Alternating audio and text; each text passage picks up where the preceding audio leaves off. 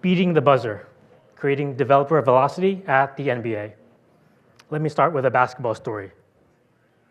In 2015, the Golden State Warriors had a franchise best 67 wins and 15 losses, and they won the NBA championship. That season, they averaged almost 27 three-point shots per game. At that time, that was the highest threes of any championship team. Many people say that that Warrior season started the NBA three-point revolution. What happened last season? The average team made 38 three-point attempts per game, 40% more than the Warriors did in 2015. What happened? Our NBA team started to embrace some simple math. 3 points is greater than 2 points.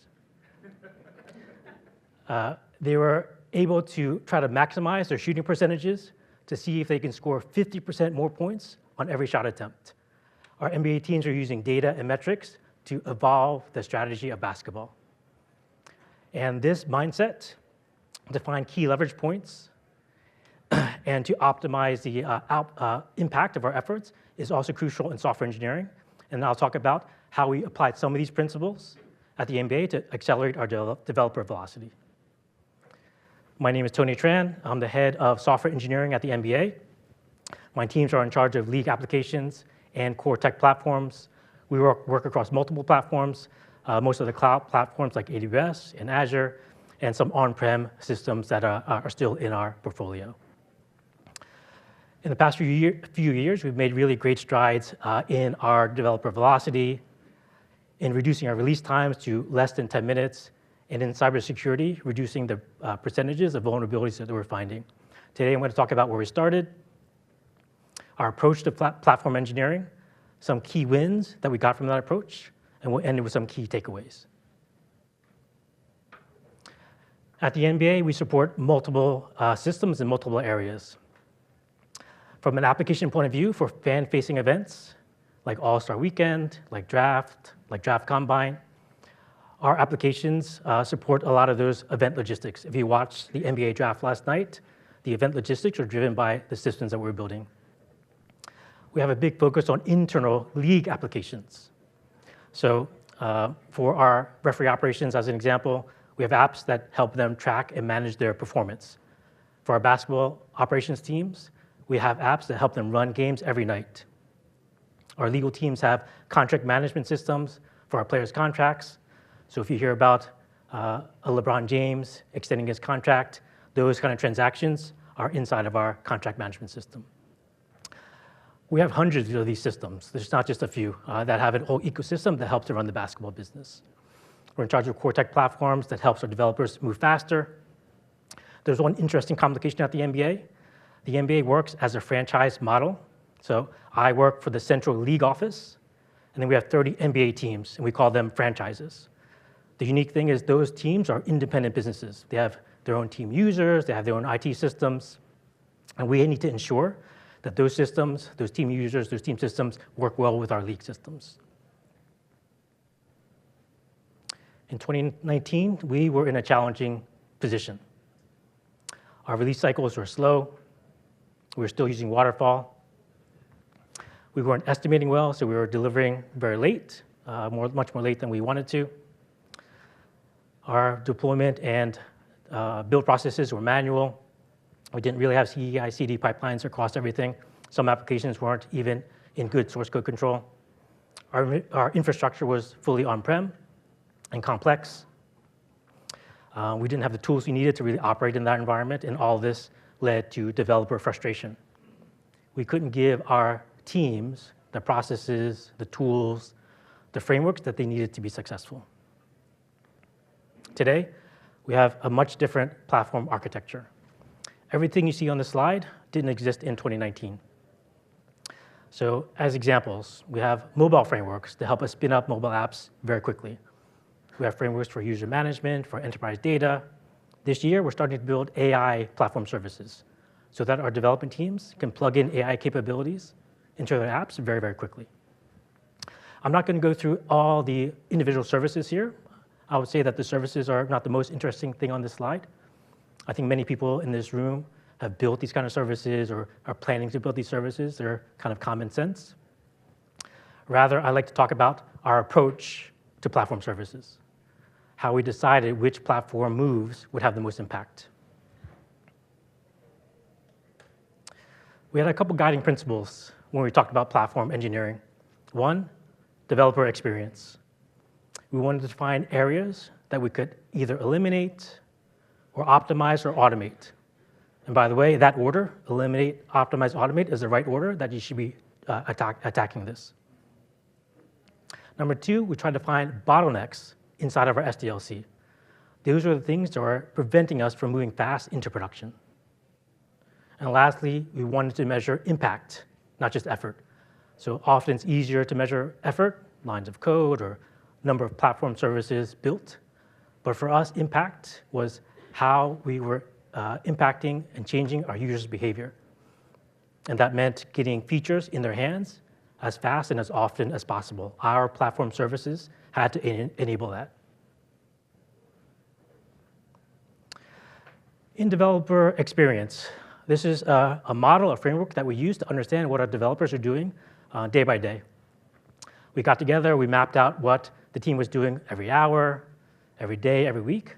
We're trying to find frustration points, things that we didn't want to do anymore, that weren't adding value, maybe things that we can optimize, move faster. It's like analyzing game film and trying to figure out what's happening on the court. This was our actual whiteboard when we did this exercise. You can't see it in detail, but as an example, in the middle, by the hour, we were building code. We were on emails and Slack. Every day, we were in our stand-up meetings. We were maybe deploying to non-prod environments on a quarterly basis. We were doing business review meetings. We might be doing certificate management. The important thing here, as a principle, was we wanted to move our decisions as close to the work as possible. That means our developers. So they were telling us to say which of these areas was causing them the most frustration and where it would improve their developer experience. As a quick example, a quick and easy win was we ended up moving our agile retrospective to monthly instead of after every sprint. That alleviated some time, that allowed the team to focus a little bit, and that was a nice, easy outcome of this. There are other big wins here, and I'll talk about them in the next few slides. The other thing we did was we took the time to map out our SDLC from beginning to end, from requirements to deployment to operations. Here, we're trying to find bottlenecks. What was in our SDLC that was either slower than we wanted, maybe multiple steps, maybe manual steps? Where were we waiting idly for other teams to get back to us or do some actions? Here, agile transformations kind of follow a common progression.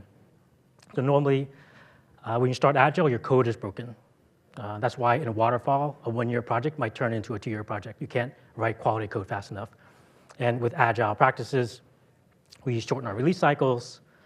We can get out code faster and quicker. And that fixes our coding problem. We can get quality code out faster. Once that happens, your infrastructure might break, become a bottleneck. You can't deploy your code as fast as your teams are writing your code. And of course, we have DevOps practices. We can get our infrastructure working well, and then we can deploy as fast as our teams are generating code. If that's fixed, the next thing that might break is your business. You can't get new requirements from your product people as fast. They're not used to you moving as fast as you are. So you might have to take a look at your product org and see if you can fix that. If you're able to fix that, there's one last thing that might break. It's the money. Take a look at your finances. Take a look at your governance processes. They might have to all speed up to work in an agile fashion, not on a quarterly planning cycle, an annual budget cycle. Those things slow everything down. So what's important to understand here is we were trying to find the bottlenecks that had the most critical impact in those areas. We wanted to get features into the hands of our users as fast and often as possible. So we had to find the right platform changes that would increase the flow all the way out to production. We were able to find challenges at every stage. And I'm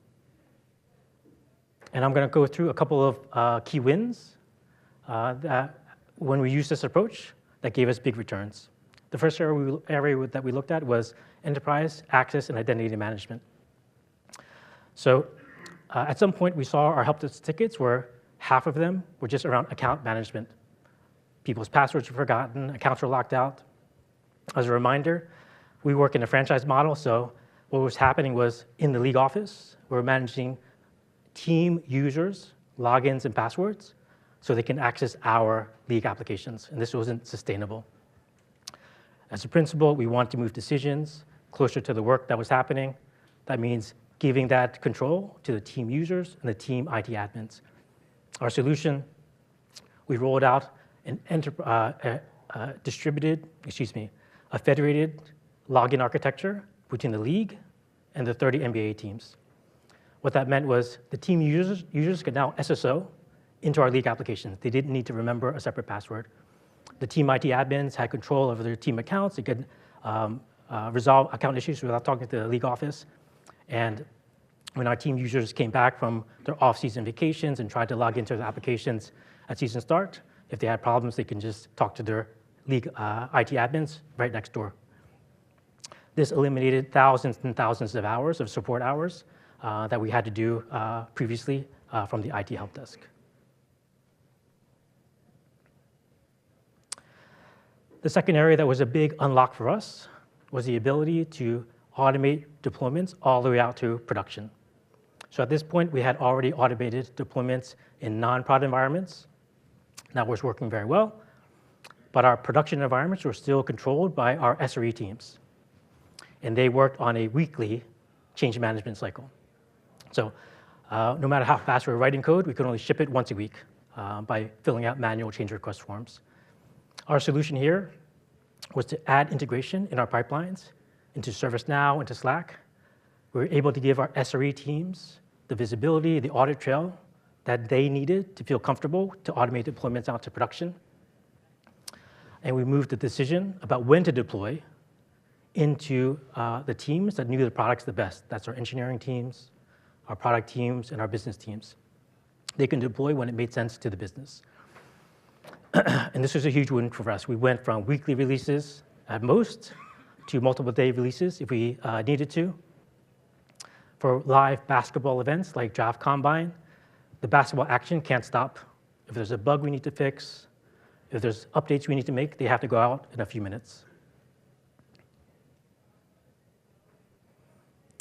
The third area that had big impact for us was to look at our cybersecurity processes. So we had a pen test process that we added on at the tail end of our development process, right before we had a major release. I know this is a very common practice, but that was causing us unpredictability right at the end and a key stage of our cycle. We didn't know what was going to come back from the pen test scan. We didn't know how much time we would have to spend on remediation. So what we decided to do was shift left our security practices earlier and earlier into our SDLC. So we introduced static code analysis tools into our IDEs, into our pipelines. Our developers are now getting warnings if they're writing insecure code, if they're writing code with security errors. They can fix that one at a time very early instead of having to fix dozens of issues through weeks and weeks later. Our pipelines were generating errors if that code is finding security issues, and then we'd have to resolve that. By the time we got to penetration testing, our security issues had been reduced by 50%. A lot of the early issues had to do with open source software for those libraries that we had less control over. And at the end, when the time was critical, we were able to remediate our vulnerability issues in much less time. We were able to do full court defense from the start to the end of our SDLC. So from 2019 to 2020, 2025, we're able to reduce our release cycles very significantly. We got changes into our users' hands often and frequently. Our platform services were able to remove bottlenecks. We're able to remove friction areas. So some key takeaways. Pay attention to your bottlenecks. Take time to map out your SDLC. Understand that you can only ship as fast as your slowest step of that process, and focus your attention there. Don't try to optimize areas that aren't the bottleneck. Only optimize areas that increase your flow out to production. Number 2, measure what matters. Measure metrics. Measure impacts, not effort. I tell the team that we're here to change the world. How do we change the world? We need to change the behavior of our users. How do we change user behavior? By giving them features as fast and as often as possible. So we've made a lot of progress in these areas in the past few years, but we see a lot of more opportunities coming up. Number 1, we want to move from just cloud first to truly multi-cloud and cloud agnostic.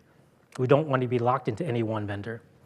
Especially now, there's so many services in AI from different vendors. We want to be able to use the best of breed services from any cloud provider. Number 2, we want to double down on AI to help accelerate our development. I want our development team to focus on what matters to them, which is creative problem solving. The routine code, the code templates, we hope to automate with lots of AI. And then we want to take the shift left philosophy and apply it in different areas. In DevOps, we're using tools like StackGen to enable our developers to manage their own IAC. This increases the throughput of our DevOps team. In quality, we're trying to also shift as much quality checking to the left as possible, hopefully with AI-generated checks, AI-generated unit tests. And we're looking forward to what all of this will give us. A last call out, the MBA is hiring. If you're passionate about sports, if you're passionate about technology, you want to work for a great team, check us out at careers.mba.com. And last call out, invitation, please join us at Happy Hour, hosted by AWS, hosted by Coder, and hosted by StackGen. Thank you.